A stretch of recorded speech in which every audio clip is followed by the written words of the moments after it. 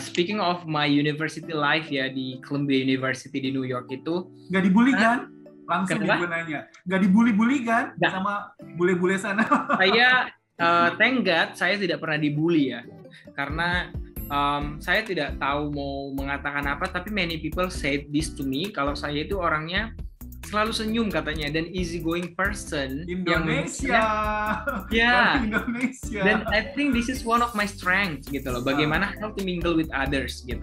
Teman-teman, kehidupan saya di sana itu benar-benar fun menurut saya. Saya kan mengambil jurusan social work.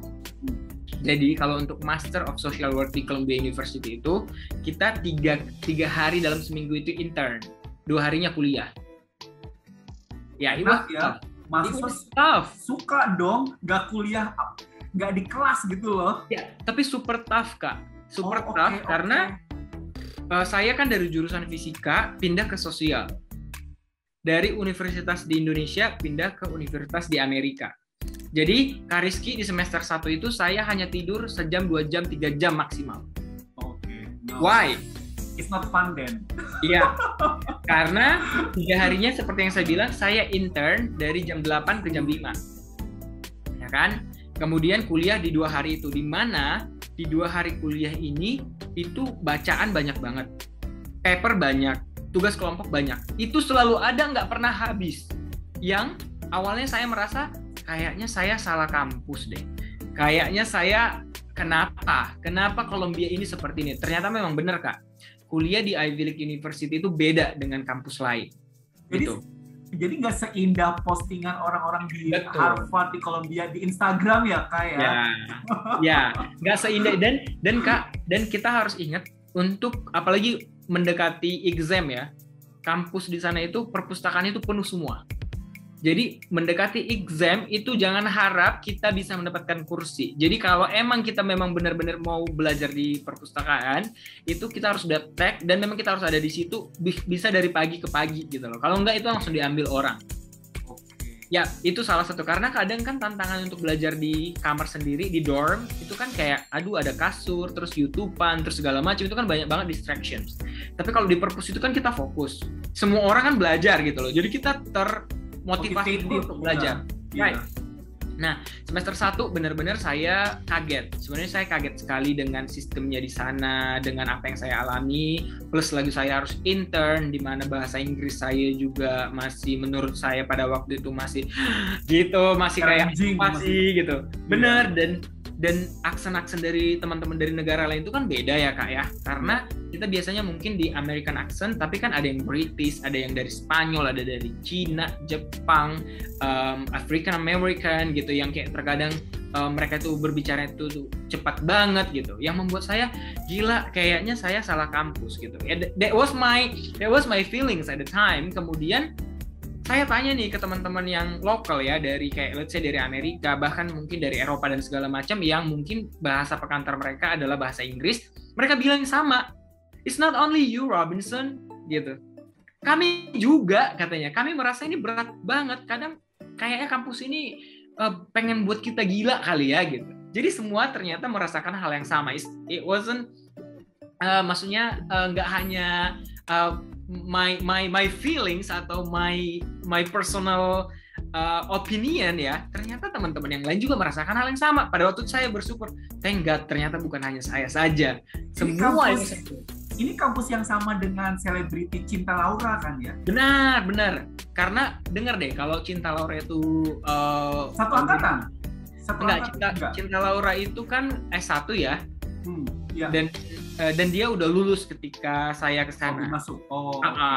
Jadi dulu saya satu angkatan sama Tasya Kamila. Right. Jadi Tasya kan dia itu lulusan akuntansi dan dia sempat bantu saya untuk mata kuliah financial management, di mana saya nggak punya basic finance kan. Jadi dulu saya berguru kepada dia. It was fun. Nah, semester 1 itu pokoknya sangat-sangat tough sekali Kak. Kayak ngerasa bahwa kayaknya saya ini salah apalah segala macam. Banyak a lot of questions ya. Nah, tapi di semester 2 saya sudah tahu pattern-nya. baca ini, kemudian persiapkan ini. Jadi udah ada pattern sendiri. Dan di dalam kelas itu saya harus pick up at least you ask one question or you answered one question. That was my strategy at the time. At least di kelas itu saya tidak diam selama mata kuliah, tapi ada partisipasi di dalam kelas gitu. Buka kamus nggak? Pegang kamus nggak? No. No. Of course not. Jadi pada waktu itu benar-benar Kak kayak you know what? Makanya saya selalu ingatkan kepada teman-teman, persiapan itu adalah kunci keberhasilan. Kenapa saya tidak buka kamus lagi? Karena saya di dorm itu udah mempersiapkan semuanya. Contoh nih, ada 5 jurnal yang wajib kita baca. Jadi dari 5 jurnal ini, saya sudah mulai tek-tekin nih, kira-kira di mana yang saya kurang paham, atau di bagian mana gue yang paham banget.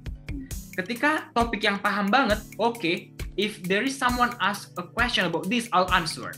Gitu loh. Tapi kalau ketika ada yang any question, baru saya tanyakan tuh beberapa hal itu. Gitu loh. Karena saya pikir, menurut bacaan yang A ini, dia seperti ini. Tapi kenapa di pembacaan B seperti ini? Contohnya seperti itu. Jadi saya sudah persiapkan nih. Bahkan untuk mungkin possibility pertanyaan-pertanyaan yang mungkin akan ditanyakan, itu saya sudah persiapkan jawaban. Gitu loh. Jadi ternyata seru gitu loh. Awalnya yang merasa tertekan, ternyata lama-lama seru. Yang tadinya nggak terbiasa menulis ya, paper itu kan setiap harinya ada gitu yang harus kita kerjain.